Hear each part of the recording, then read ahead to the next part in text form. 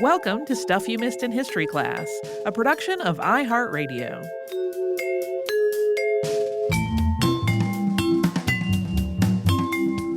Hello and happy Friday. I'm Holly Fry. And I'm Tracy V. Wilson. And we talked about Hans Sloane in the British Museum this week.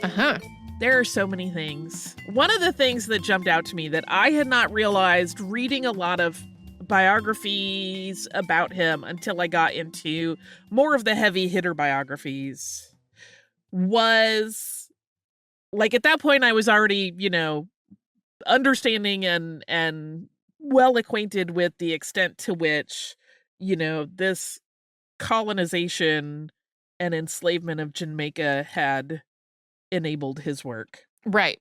But it wasn't until I got into a deeper biography where I understood the circumstances of his youth and how that was already a scenario of colonization and forced occupation that maybe just made him so accustomed to that concept. Yeah. That he didn't even process it to some degree. Yeah. That's just a guess on my part. We don't actually know his opinion about slavery per se. Right. Even though it clearly benefited him and he believed that anyone who was not a white European person must be lying if they said they didn't feel good because they were lazy and trying to get out of work. That is literally how he describes many of these situations. Yeah. Even when he's listing symptoms that you're like, something was gravely wrong with that person, which is upsetting. But it just was the first time I had that revelatory moment of, his whole life parallels that experience of his youth, where this was probably very normalized. Just interesting. While I was at the British Museum. Yeah. And I went in the reading room, and I was with one of my very, very dear friends, who I just loved pieces. And we were standing in the reading room, and all I could think of was Mike the cat. Who you may remember from our episode about historical cats. Mike the cat was kind of a scrappy cat that would often hang out in the reading room and guarded, air quotes, the British Museum. And people would try to pet him and he would claw them. And I just was like, if ever I did want a ghost, it was Mike the cat in that moment. But no Mike the cat sightings. Yeah. I did think about him. Yeah. Sloane's name was on chocolate until 2022. Yeah. Really? Yeah. Okay. And then the company that was, I forget the exact name of the company, but it was something like Sloane Chocolate Company. He didn't own it. It was named in reference to him. Sure. It rebranded to Cocoa Canopy, I think, in 2022. But I'm like, wow, that is a long time. That is a long time. Yeah. Yeah.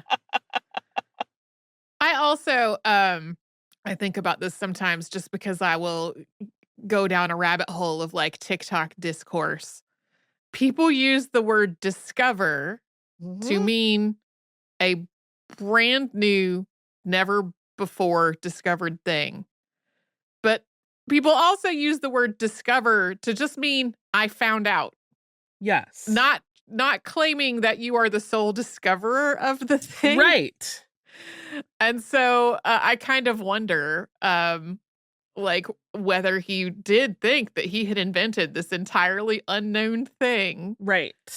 Or this is probably being more generous toward him than he might deserve in this matter. But whether he was like, I discovered that this is really good. And it just more meant I realized this, not I invented it myself. Yeah. And it's very unclear. I mean, here's the thing. There are very solid sources that will say without hesitation that he invented either hot chocolate, milk chocolate, as though it is fact. And there are places you would normally trust. But there's absolutely no. Yeah. Yeah. When you told me this was who you were working on, and I had not, the name did not ring a bell at all for me. And so I Googled, and the first result was blah, blah, blah, naturalist, supposed inventor of chocolate milk. And I was like, what? That doesn't seem right. Right. No. One of the other things that was interesting that I hadn't really thought about a ton, because, he had collections from, as we said towards the end of the episode, more than, 70 different places around the globe. But he himself was not widely traveled, really. Right? He went to Jamaica on this assignment And he had gone to France for his medical degree, but he didn't do the thing that we talk about on the show all the time, that like young men, as they're, hitting adulthood from aristocratic families, would do like their tour of the continent and travel. He couldn't afford to do that. He was Yeah. from the servant class. And Right. so it's really interesting that he, again, obviously so many problematic issues with his legacy, but he is an interesting case of someone who really went from having nothing to literally, as I joked in the podcast, being the grand poobah of all scientific thought in London, certainly, and I would say that extended throughout Europe in a big way. Just kind of a fascinating life trajectory. Mm-hmm. I just thought that was interesting. And then when he purchased the manor house at Chelsea, that included that garden, his apothecary garden, and he leased it to the Worshipful Society of Apothecaries for £5 a year. And according to a Gardens Illustrated article that I read that was about the 350th anniversary of his birth, maybe, his descendants still get paid that. Oh, wow. that property is still part of his family legacy, and they are still getting paid rent on that garden, which is fascinating. Yeah. Yeah. This is like that thing we've talked about recently where we always mention when you're translating money over time, it's very tricky. Yeah. But how I had found a few months back, and we talked about it then, like, oh, this is actually quite important to people who live in like Europe, for example, where they actually are on property that their family has owned for 350 years. And suddenly they have to have a system that everyone agrees they'll at least acknowledge and abide by. And so it was one of those things where I'm like, the idea of a family owning a piece of property for hundreds and hundreds of years is so alien to most of us that live in the United States. And I'm just like, and you've been receiving rent since what year? 1722 for real? Like, it's very interesting. Yeah, British Museum. They got a lot of cool stuff. I feel like they're trying, having been there on site, because we've talked about it before in like issues of repatriation. But I will say the vibe I got being on site was, we're trying so hard, we're just really behind. And I don't know if that's just like an easy piece of copy to put out, but it felt a little different for me being there than when we have talked about it, because it does seem so simple in most regards. But I do think there's some untangling that we probably are not privy to in a lot of those things. Right. Yeah. Yeah. But it's a cool space. It's hard as heck to navigate, in my opinion. Thank goodness I had a local who was like, oh, no, that's on floor 4. And I'm like, how do you get there? Because I would never have found stuff. Yeah. I've never been there because I've never been to London. Oh, I love it so much. This last trip to London, my favorite. I just I stayed in a different part of the city than I had before, and I just had a great time. And I don't know, it felt like second home in a way that it had not before. So I'm ready to go back again at the drop of a hat. Nice. Let's all go. By the time this comes out, we will have been to Iceland. Yeah. So we might have new stories to come out of that. We'll see. Yeah.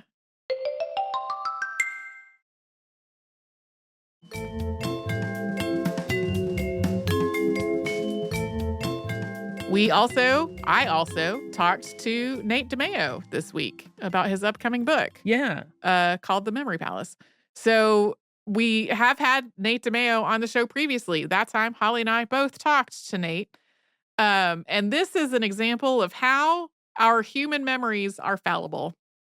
Because here's how I remember that earlier episode happening.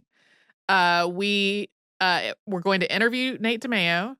We were going to include a couple of episodes of his show in our episode, similar to what we did this time.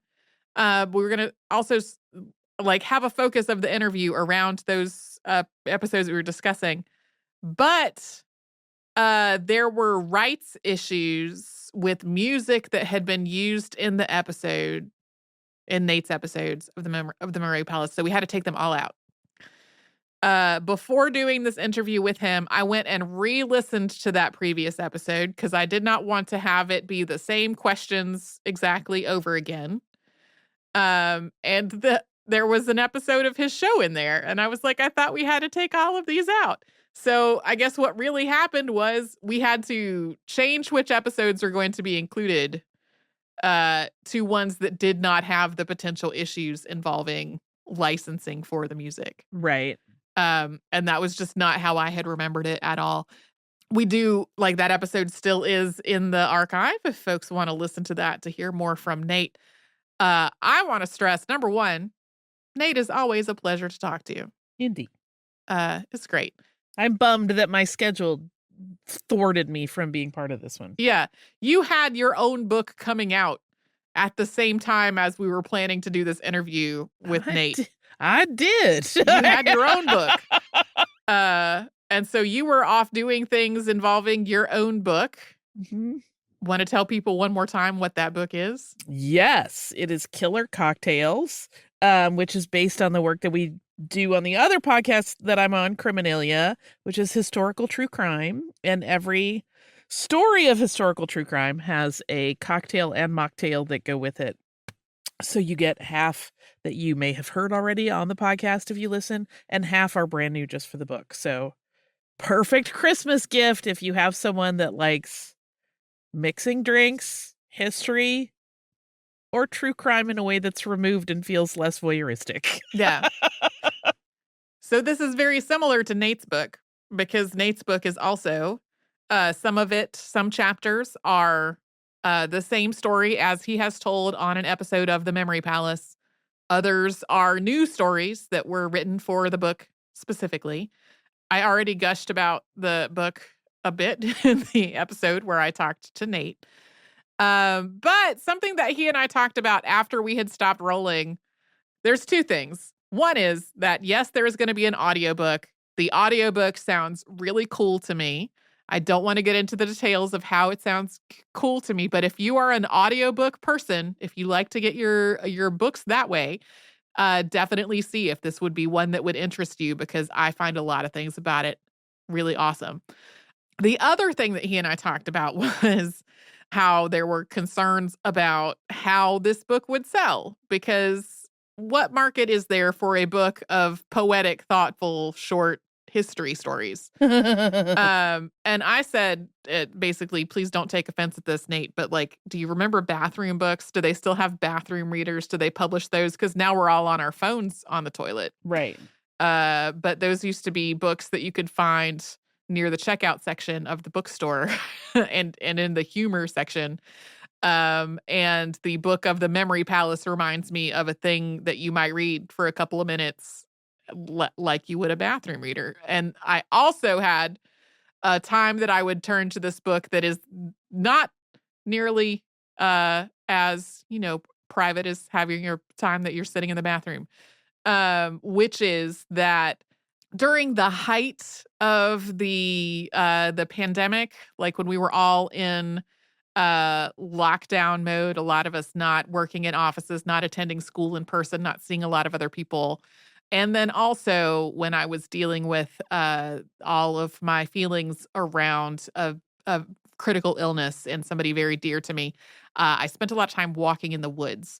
And one of the things I took with me in the walking in the woods was my phone, which had a collection of poems by Mary Oliver on it. Mm-hmm. And I would find a place to sit and I would sit under a tree or I would sit by the pond or I would sit somewhere and I would like read a poem by Mary Oliver.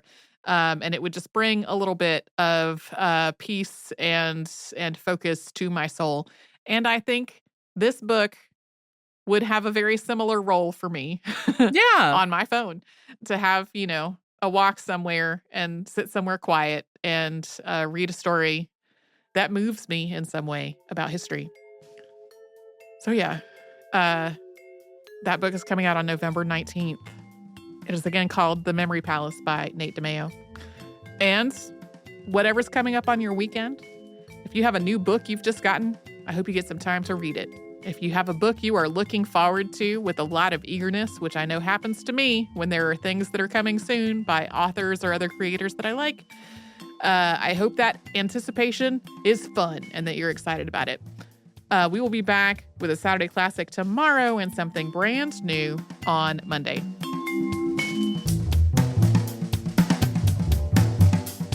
Stuff You Missed in History Class is a production of iHeartRadio. For more podcasts from iHeartRadio, visit the iHeartRadio app, Apple Podcasts, or wherever you listen to your favorite shows.